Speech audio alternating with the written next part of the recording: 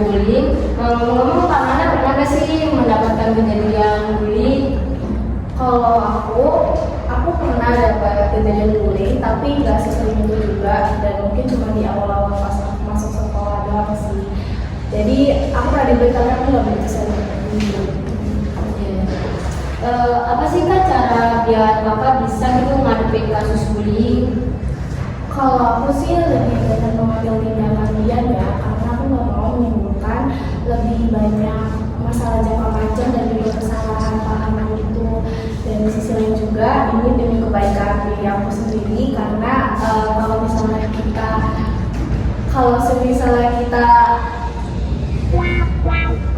fokus sama dibullynya itu nanti akan berdampak dengan kesehatan mental kita. Di sisi lain juga aku memang gak begitu peduli sih kalau ada yang bullying aku, karena ya aku memang cenderung gak peduli aja. Kakak ngomong dari kelas 7 sampai kelas 8 Kakak dapat prestasi tingkat 1 mulu ya? Iya. Gimana tuh Kak cara tips belajarnya gitu biar dapetin prestasi kayak Kakak? Kalau dari tips dari aku sih, aku yang pasti aku konsisten belajar ya, aku konsisten mengulang pelajaran, atau aku mungkin baca-baca sedikit di rumah. Dan juga yang terpenting itu adalah kalau misalnya pengen jadi ranking 1 itu aktif di kelas. Salah satu kegiatan yang bikin kita bisa dapat nilai tambahan adalah dengan maju untuk menjawab kuis dari guru atau pertanyaan-pertanyaan yang diberikan oleh guru. Itu bisa menjadi nilai tambahan nanti. Dan juga rajin ikut ekskul sih, karena itu termasuk salah satu aspek penting untuk bisa dapat nilai yang bagus dan juga mendapatkan ranking yang utama ya. Karena dengan nilai yang bagus, presentasi kita biar bisa dapat ranking itu lebih besar. Dan juga yang pasti adalah jaga adab dan akhlak, karena kalau misalnya kita pintar tapi nggak punya adab dan akhlak itu sama aja kayak orang bodoh. Bener lagi guys kata Kak Manda, ilmu itu di bawahnya adab, karena kalau misalnya kita berilmu tapi nggak ada adabnya, itu sama aja kita nggak berilmu guys. Kak Manda, ngomong tadi kan Kak Manda sering gitu yang maju ke kelas buat dapat nilai tambahan. Pasti kan ada nih temen yang iri gitu sama Kak Manda dan nunjukin Kak Manda itu dengan kata-kata caper atau nyari muka gitu ke guru ya. Itu gimana sih kan nanggepin temen yang begitu tuh? Kalau buat aku sih, untuk menanggapi temen yang kayak gitu, aku lebih banyak memberikan tindakan diam, karena sekali lagi aku gak begitu peduli, karena ya maju ke depan itu kan salah satu demi kebaikan diri kita sendiri ya. Jadi ya kalau misalnya mereka nggak suka sama kita, ya ngapain kita harus gubris gitu.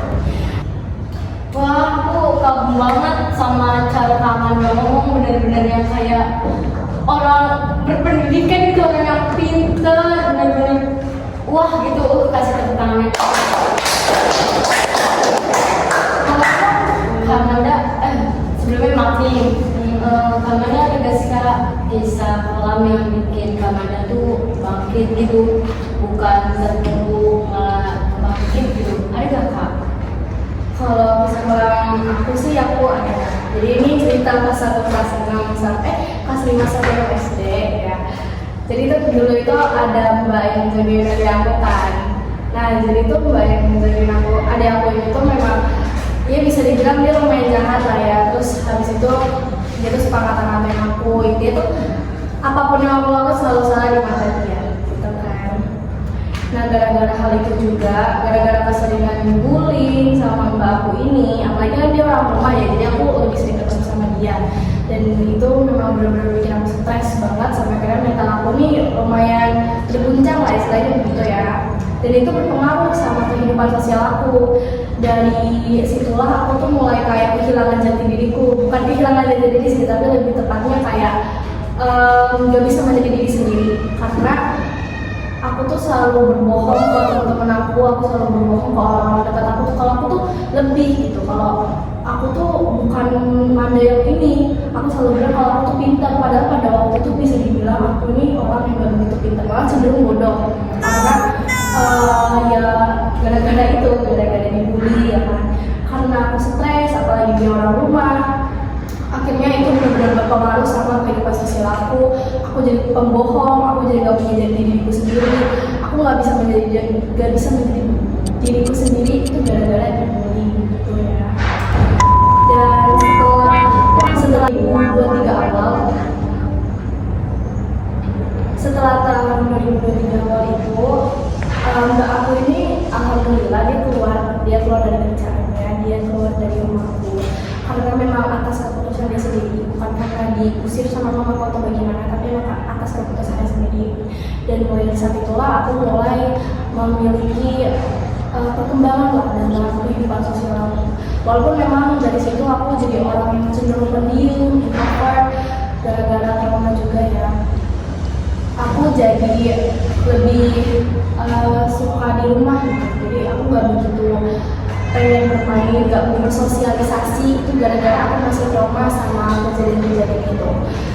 Dan di sisi lain juga karena aku lumayan tidak suka bersosialisasi ya, jadi aku gak punya banyak temen. Dan sampai akhirnya aku masuk ke SMP, dan setelah masuk ke SMP itu aku baru melihat kemajuan atas diriku sendiri. Yaitu aku mulai kayak menjadi diriku sendiri, aku mulai jujur sama diriku sendiri, dan akhirnya aku perlahan-lahan mengembangkan skillku, mengembangkan pengetahuan aku sampai aku bisa mendapatkan ranking. Alhamdulillah itu sih.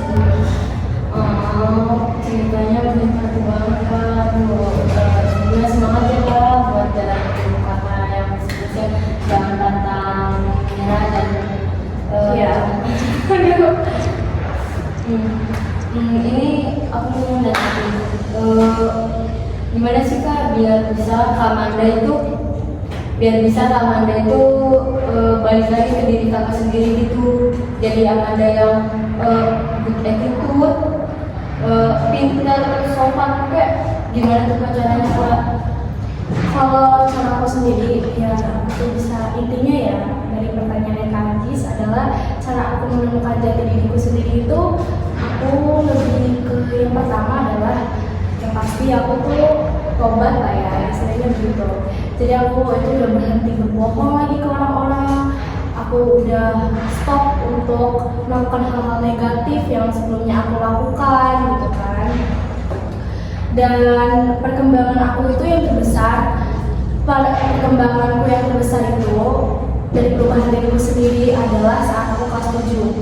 Saat aku kelas 7 itu motivasi terbesar aku adalah karena aku itu suka sama salah satu pelajaran.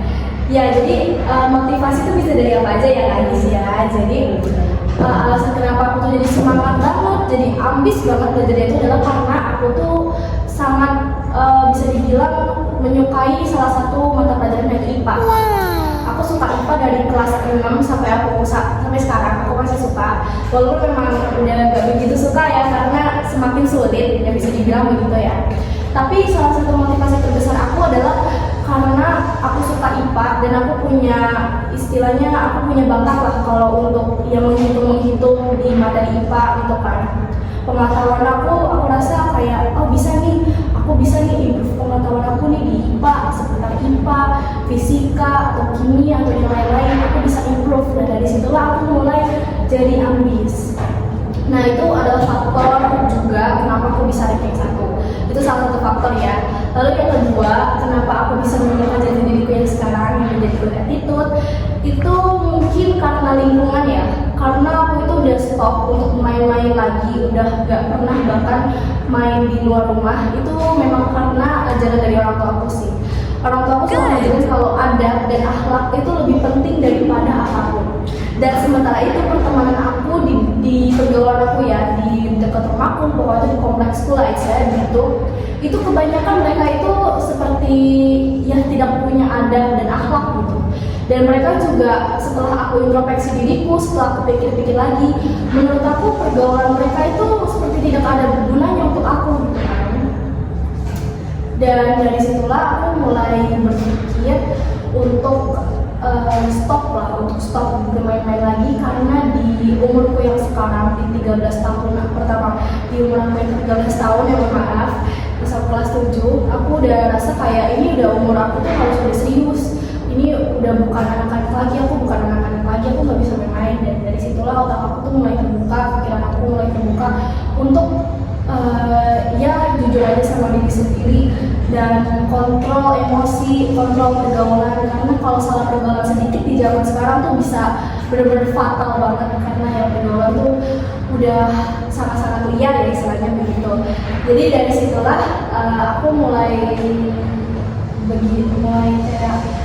lebih baik lagi lah ya, karena memang kan pergaulan juga sih. Karena aku tuh bohong, aku tuh pas dulu tuh parah banget juga gara-gara ada pengaruh pergaulan aku ya emang benar-benar gitu. Aduh, kamu hebat banget bisa berjuang, bisa berjuang dengan sendirinya itu bisa. Aduh, hebat banget ya, aku bisa berkata-kata lagi, aduh beri tepuk tangan.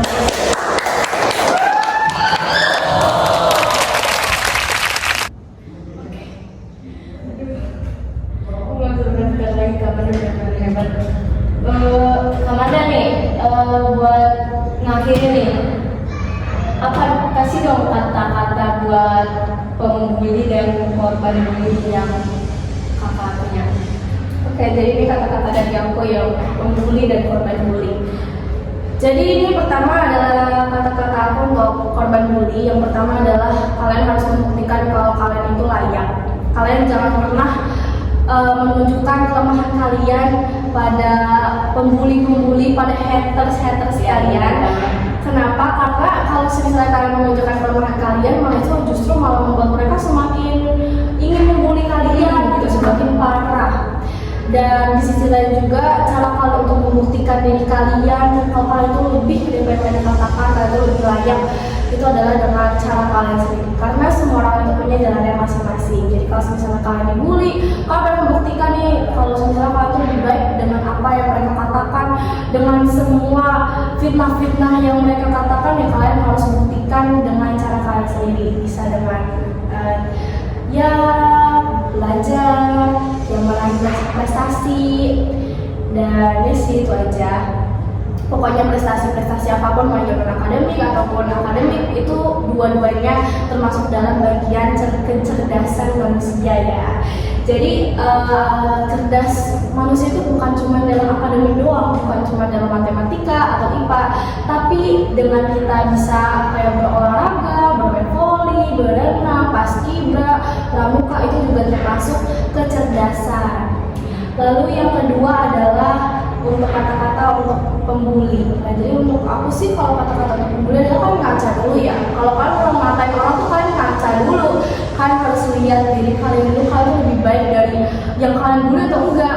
Karena kalau misalnya kalian udah bully terus ternyata kalian tuh lebih buruk daripada apa yang kalian bully, kan malu ya kadis ya, malu banget gitu. Jadi menurutku sih satu kata aja deh untuk para pembuli, ngaca dulu aja ya, ngaca ya. Oke, itu aja sih Kak. Ya, aku hebat nih kalian ini kata-katanya tentang dulu.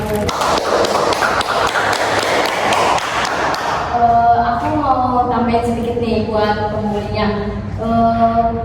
Kalian tuh bagi pembuli ya, kalian tuh nggak ngerasain apa yang dirasain yang anak yang kalian bully itu.